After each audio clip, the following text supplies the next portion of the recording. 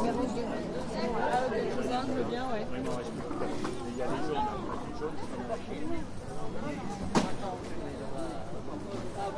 How did the ancient Romans manage to feed millions without modern conveniences?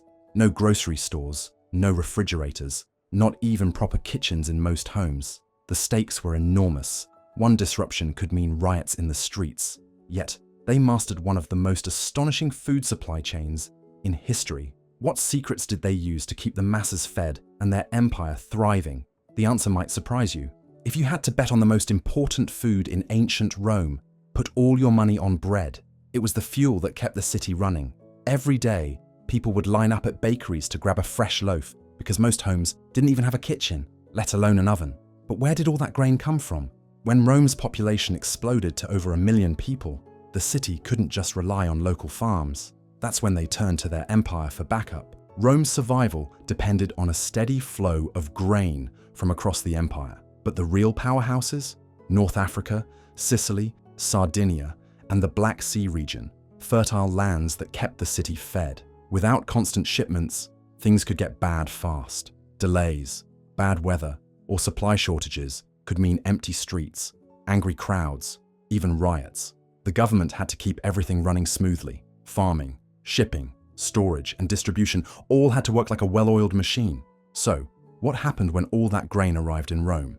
Enter the bakers, known as pastores. These guys did it all: milling, kneading, baking. They worked in large bakeries, and you can still see the remains of some in places like Ostia Antica. Right across from these bakeries were massive grain storage buildings, where the wheat was kept before being turned into flour. This setup made perfect sense. Store the grain on one side of the street and bake the bread on the other. Efficiency at its finest. Next, the milling process. You had these giant stone mills, balanced on spindles, and they needed serious manpower or donkey power to turn.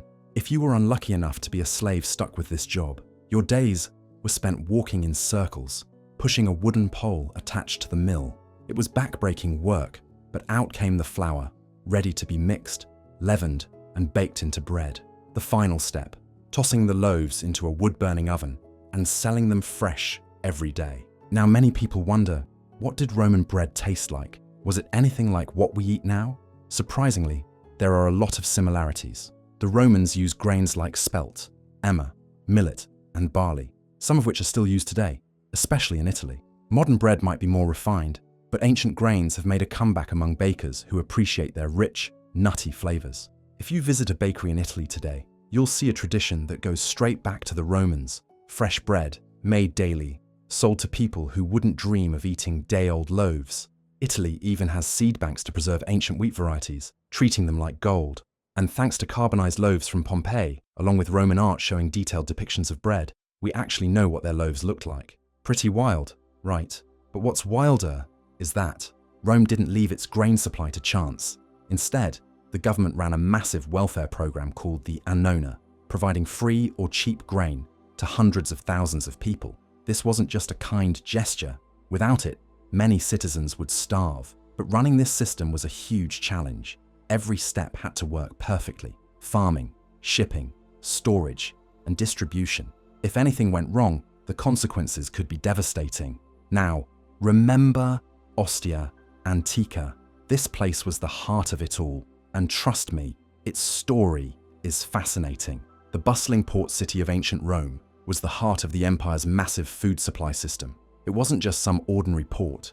It was the lifeline of Rome's food supply. Imagine this: 1 million people in the empire's capital, all depending on grain shipments arriving from hundreds, even thousands, of miles away. The entire operation?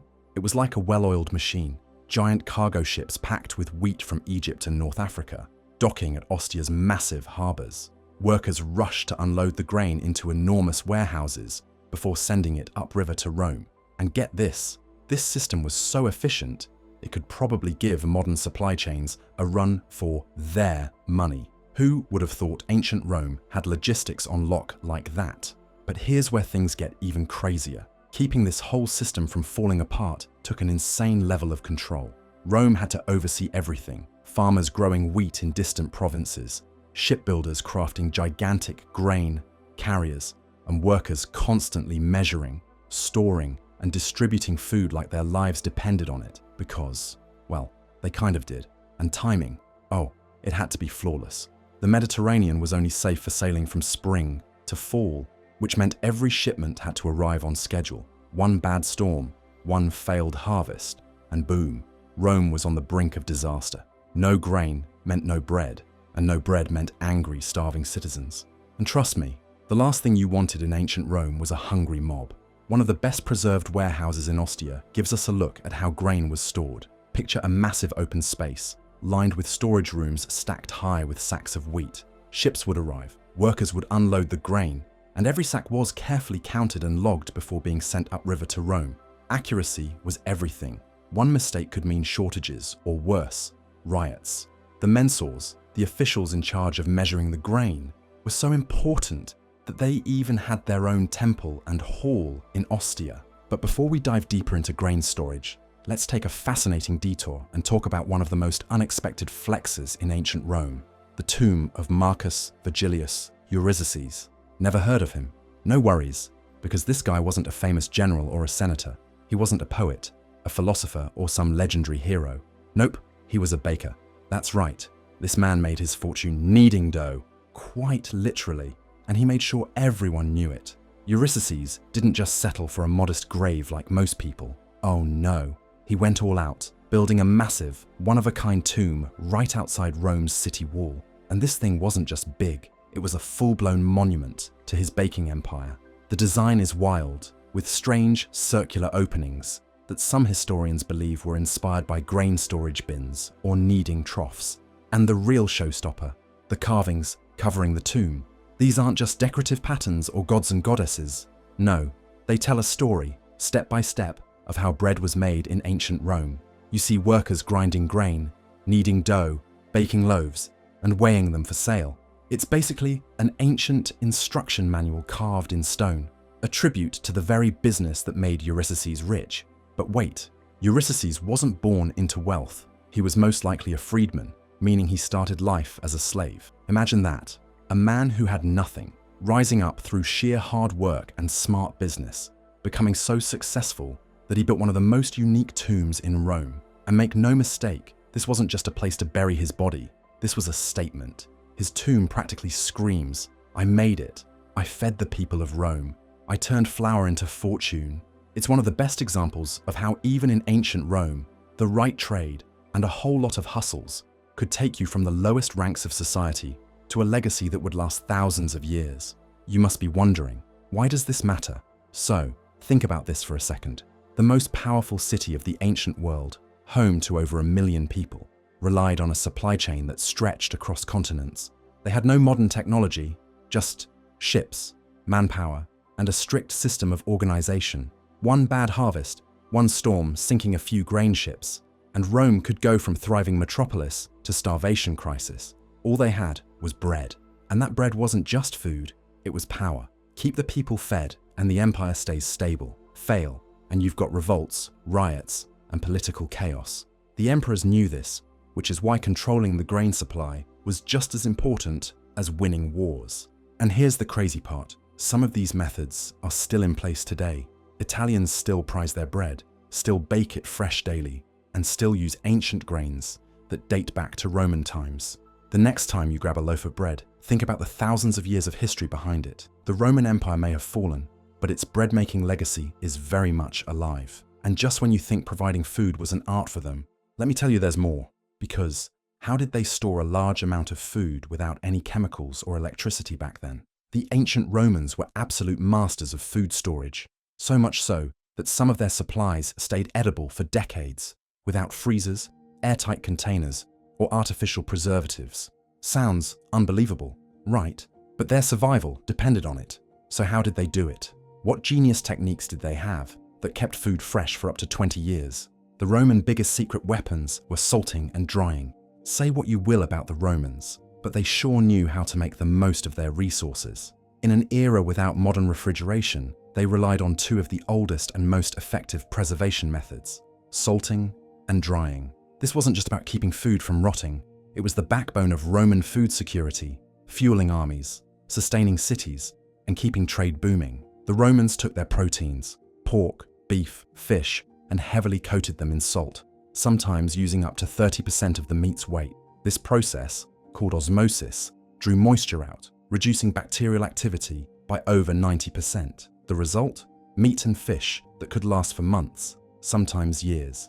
And let's not forget garum, the legendary fermented fish sauce. By layering fish and salt in large vats, the Romans let nature do the work. Over time, the mixture broke down into a pungent, umami-packed sauce that lasted indefinitely. Garum was so popular it was produced on an industrial scale, with factories from Spain to North Africa. Now here's something amazing. Drying can keep food edible for decades. And the Romans knew this well. Drying was one of their most powerful preservation techniques. Fruits, grains, and legumes were left under the sun or placed in well-ventilated areas, allowing airflow to pull out moisture and stop bacteria in its tracks. Dried grains like wheat and barley, good for 10 to 20 years if stored right. Dried figs and dates, edible for months. Roman soldiers even carried dried bread, buccellatum, which could last for years without spoiling. Salting and drying kept food from rotting, but they weren't exactly winning any awards for taste. That's where fermentation came in. Not only did it extend shelf life, but it also deepened flavors and even boosted nutritional value. We already talked about garum, but the Romans also mastered pickling. They preserved vegetables and fruits in brine or vinegar, triggering lactic acid fermentation. This made cabbage, olives, and even apples last way longer, while also making them easier to digest. In an age without vitamins, fermented foods helped maintain gut health and provided essential probiotics before anyone even knew what probiotics were. But it was sweet preservation that truly showcased the power and ingenuity of ancient Rome. Dried fruits were great for storage, but often lost their juicy sweetness. The Romans had a fix: honey. This wasn't just a sweetener, it was a natural preservative. Honey's low moisture and acidity created a bacteria-killing environment, making it perfect for preserving figs, dates, and quinces for years. Archaeologists have even found 2,000-year-old honey in Egyptian tombs that's still good today. The Romans also mixed honey with nuts and dried fruit to create early energy bars, pignolia, which lasted for ages and were perfect for soldiers on long journeys. And if you were rich, honey-preserved fruits became a fancy banquet delicacy, a symbol of wealth and status. So, preserving food was one thing, storing it safely was another. Rome had over 1 million people to feed, and large-scale storage meant protecting food from moisture, pests, and theft. And back then, there was no popping down to the grocery store or throwing something in the fridge. If food wasn't stored properly, it would spoil, get stolen, or be devoured by pests before it ever reached the people. So how did the Romans keep their food safe? Well, they had a system so advanced that even today, it's impressive. The Romans didn't mess around when it came to food storage. They built massive warehouses known as horia, designed to stockpile grain, olive oil, and wine. These weren't just big barns, they were engineering masterpieces. Some of these granaries could hold up to 50,000 tons of grain, which was enough to keep Rome's entire population fed for a year. To keep things from going bad, they built the warehouses out of thick stone or brick walls, which helped control the temperature inside. Summers in Rome could be brutally hot, but these granaries stayed cool. In the winter, the thick walls helped insulate the grain, preventing it from getting too cold or damp. But here's where things get really clever. The Romans figured out that if you raised the grain off the ground, it would stay fresher longer. So they built these warehouses with raised floors, supported by stone pillars called suspensurae. This simple but brilliant design allowed air to flow underneath, reducing moisture buildup and keeping mold and pests away. Think of it as ancient climate control. And because food was just as valuable as gold in ancient times, theft was a huge problem. To prevent looting, granaries were heavily guarded. Some had reinforced doors, some had designated security checkpoints, and some even had armed guards patrolling the area. The Romans understood that without a secure food supply, their entire empire could collapse. Rome itself was just one piece of the puzzle. The empire stretched across Europe, North Africa, and parts of the Middle East, and every region needed its own food supply. This meant that grain, wine, and olive oil weren't just stored in Rome, they were shipped all over the empire. And let's not forget the military. Roman soldiers needed to eat too, especially during long campaigns. Every major army base had its own granaries to ensure that troops had enough supplies. Without these, armies would starve, battles would be lost, and the empire would crumble. Food storage wasn't just about feeding people, it was about maintaining power. Now, the Romans didn't just dump grain into a warehouse and call it a day. They had another trick up their sleeve: ceramic containers. These were the ancient world's answer to Tupperware, and they were essential for keeping food fresh during transport and storage. One of the most famous storage vessels was the amphora, a tall, narrow clay jar with two handles. If you've ever seen an old Roman painting or mosaic, you've probably spotted one. These jars were designed to store olive oil, wine, grain, and even fish sauce. Their shape made them easy to stack in the cargo holds of ships, so traders could pack in as many as possible. And here's a fun fact. Rome used so many amphorae that the broken ones ended up forming their own artificial hill. Yes, an entire hill made of ancient trash. It's called Monte Testaccio, and it contains an estimated 53 million discarded amphorae. That's how much the Romans relied on these clay containers. But amphorae weren't the only storage solution. For longer-term food preservation, the Romans turned to something even bigger: the dolium. These were massive ceramic storage jars that could hold over 1,000 liters of food or liquid. Unlike amphorae, which were made for transport, dolia were meant to stay put. Some were buried underground or kept in shaded areas to keep their contents at a stable temperature. They were used for storing grain, fermenting wine, and preserving dried foods. The placement of these storage containers mattered. The Romans knew that temperature, airflow, and sunlight exposure all played a role in keeping food fresh. Some dolia were buried partially underground to take advantage of the Earth's natural cooling properties.